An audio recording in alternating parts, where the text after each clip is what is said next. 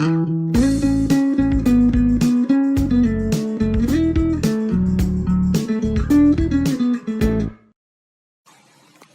siang teman-teman.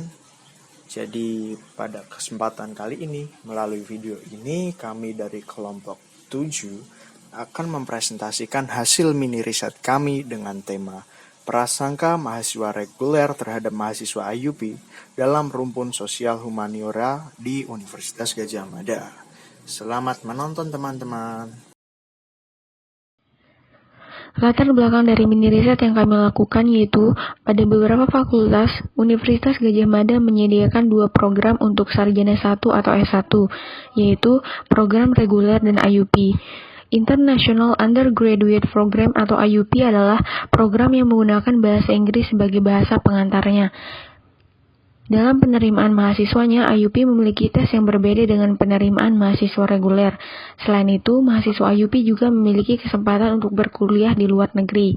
Dengan fasilitas tersebut, tentunya mahasiswa IUP harus membayar uang kuliah yang lebih tinggi dibandingkan dengan mahasiswa reguler. Mahasiswa yang diterima pun jumlahnya terbatas. Akibat dari perbedaan-perbedaan tersebut, mahasiswa reguler memunculkan persepsi bahwa mahasiswa IUP adalah mahasiswa yang eksklusif dan membatasi diri. Tidak jarang muncul opini-opini yang kurang mengenakan dan menyebabkan terciptanya social gap atau jarak kesenjangan sosial antara mahasiswa IUP dan mahasiswa reguler.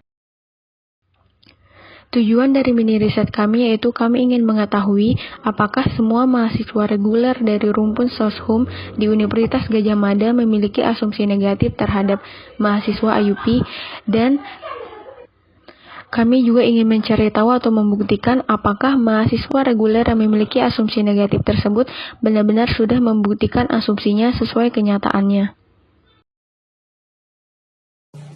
Nah teman-teman, lanjut ke pokok bahasan selanjutnya. Jadi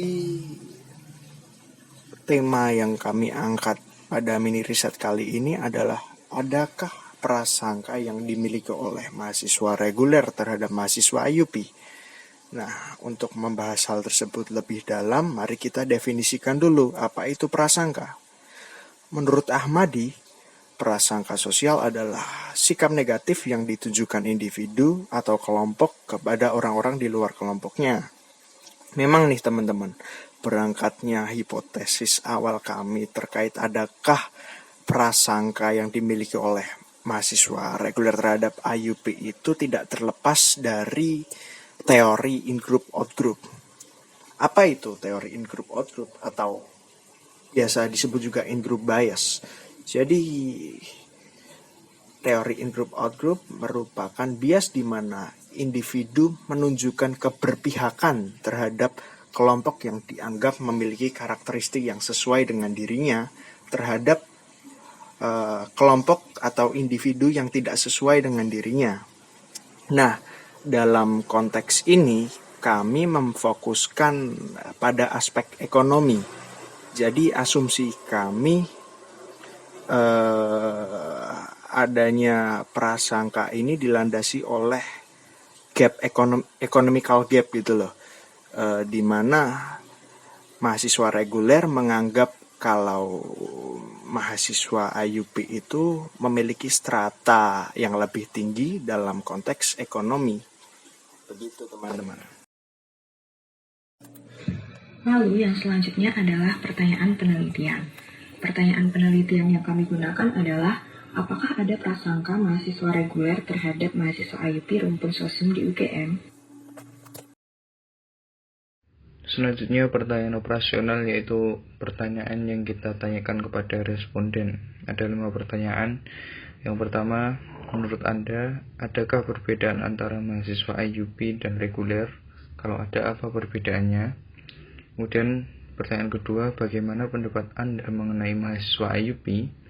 Kemudian pertanyaan ketiga, apakah Anda mempunyai asumsi negatif terhadap mahasiswa IUP? Kalau ada, apa asumsinya? Kemudian pertanyaan keempat, mengapa ada asumsi tersebut? Kemudian pertanyaan kelima, adakah pengalaman yang membuktikan asumsi tersebut? Kalau ada, coba ceritakan.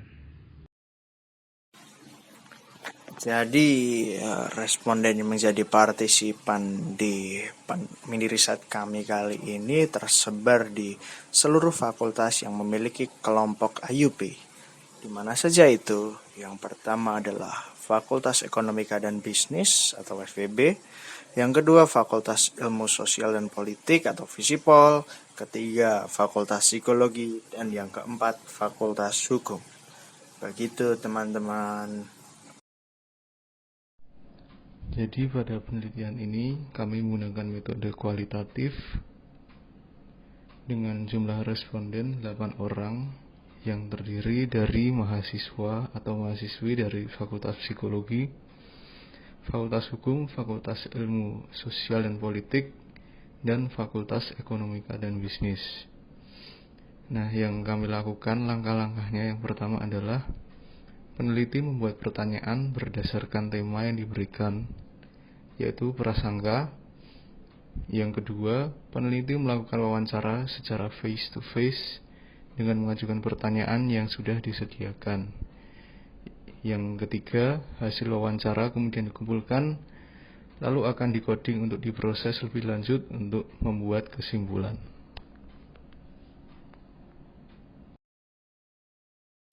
Selanjutnya adalah demografis responden yang kita gunakan sebagai data penelitian.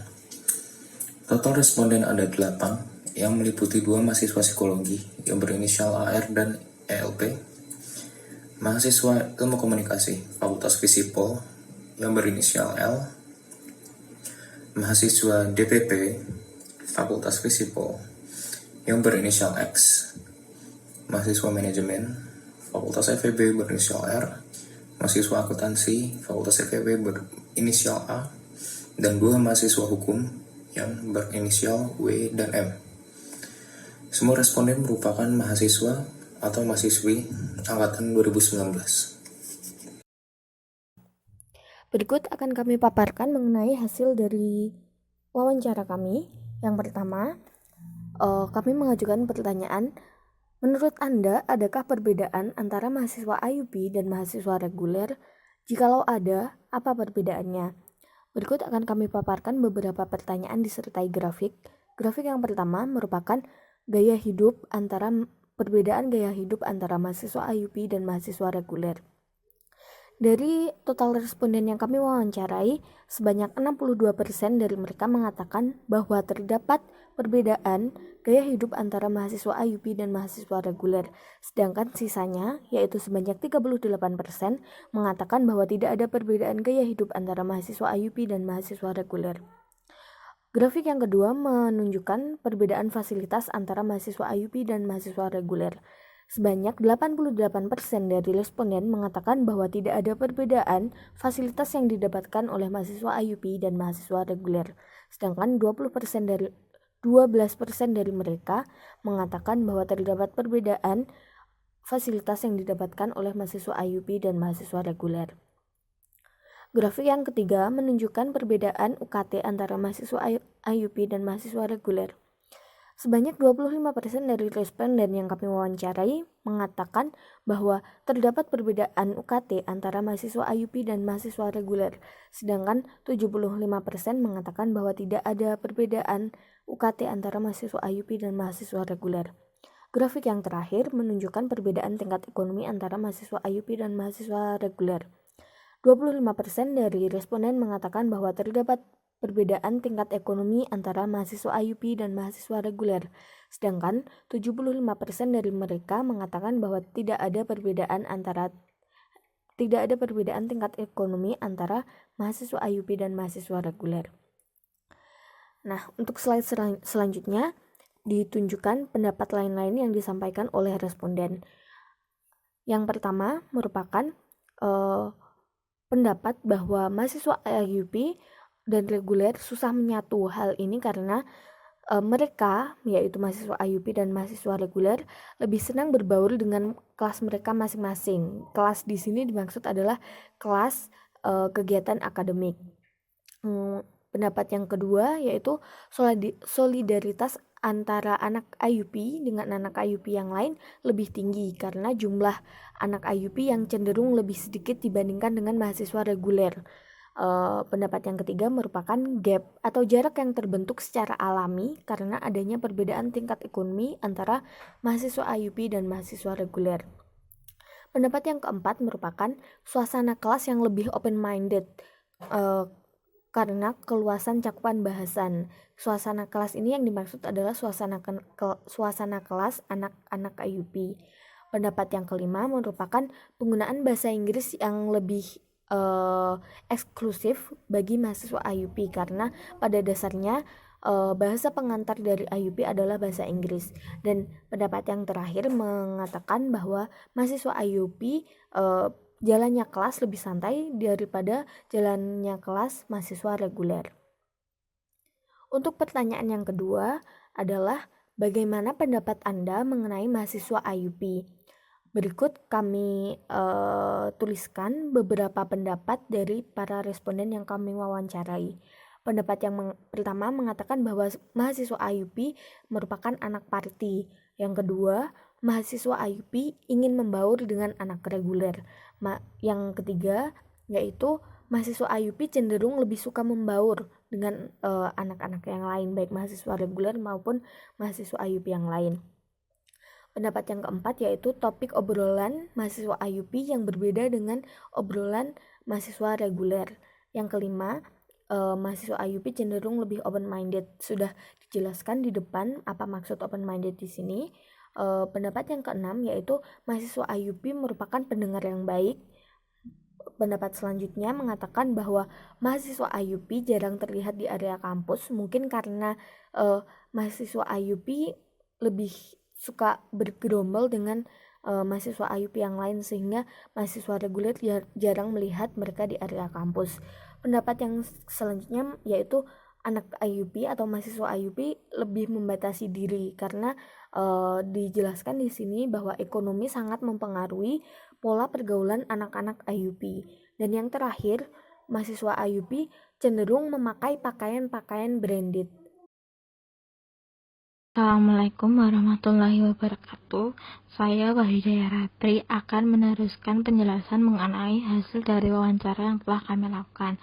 Pertanyaan selanjutnya adalah, apakah responden mempunyai asumsi negatif terhadap mahasiswa IUP? Dari 8 responden yang telah kami wawancarai, sebanyak 62% dari mereka memiliki asumsi negatif atau pernah memiliki asumsi negatif terhadap mahasiswa IUP. Nah, asumsi-asumsi negatif yang mereka itu seperti gaya hidup anak IUP yang tinggi atau high class, kemudian susah membaur, sombong atau tidak mau membaur dengan anak-anak reguler, penampilan mereka yang mewah atau juga mengintimidasi, berbeda kelas, juga pandangan yang mereka keluarkan terkesan merendahkan. Kemudian kami bertanya lagi, apakah terdapat pengalaman yang membuktikan asumsi negatif mereka tersebut. Dari 62 responden yang memiliki asumsi negatif, sebanyak 37 yang dari mereka yang memiliki pengalaman seperti yang telah mereka asumsikan. Dan 63% lainnya belum mempunyai pengalaman yang membuktikan asumsi negatif mereka. Jadi kesimpulan dari penelitian kami ini adalah bahwa sebagian besar dari mahasiswa reguler, yaitu dalam angka 62% atau separuh lebih mengatakan bahwa mereka memiliki asumsi negatif terhadap mahasiswa IUP. Nah, asumsi negatifnya ini seperti yang sudah dijabarkan di slide 18, antara lain gaya hidup yang tinggi, sifat yang terlihat seperti high class, susah membaur, sombong, dan seterusnya.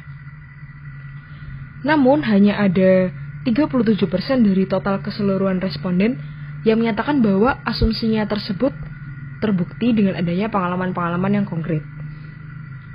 Nah, faktor terbesar yang menjadi pembentuk asumsi tersebut adalah tingkat ekonomi. Mahasiswa IUP dipandang sebagai mahasiswa yang memiliki gaya hidup yang mewah atau high class, dan juga terkesan eksklusif, susah membaur dengan mahasiswa lain, dan juga terkesan sombong. Perkenalkan, nama saya Lintang Palosa dan saya akan menyebutkan referensi yang diambil untuk penelitian ini. Referensi yang pertama yaitu dari Child Development Research pada halaman 1-10 yang diterbitkan pada tahun 2006. Judul artikelnya adalah In-Group, Out-Group Attitudes and Group Evaluations, The Role of Competition in British Classroom Settings. Artikel ini ditulis oleh V. L. Lam dan J. A. Seaton pada tahun 2006. Referensi yang kedua yaitu dari Jurnal Sains Psikologi pada halaman 1-8. Judul artikelnya adalah Hubungan antara Prasangka Sosial dan Intensi Melakukan Diskriminasi Mahasiswa Etnis Jawa terhadap mahasiswa yang berasal dari Nusa Tenggara Timur. Artikel ini ditulis oleh F. Adelina dan kawan-kawan pada tahun 2017. Nah, sekian saja yang bisa kami sampaikan. Terima kasih teman-teman telah meluangkan waktu untuk mendengarkan presentasi online kami. Semoga mini riset yang kami lakukan ini bisa bermanfaat dan memberikan insight bagi kita semua. Apabila teman-teman ada yang memiliki pertanyaan, sangat boleh dan dipersilakan menyampaikan pertanyaan di chat grup WA atau chat grup lain. Terima kasih.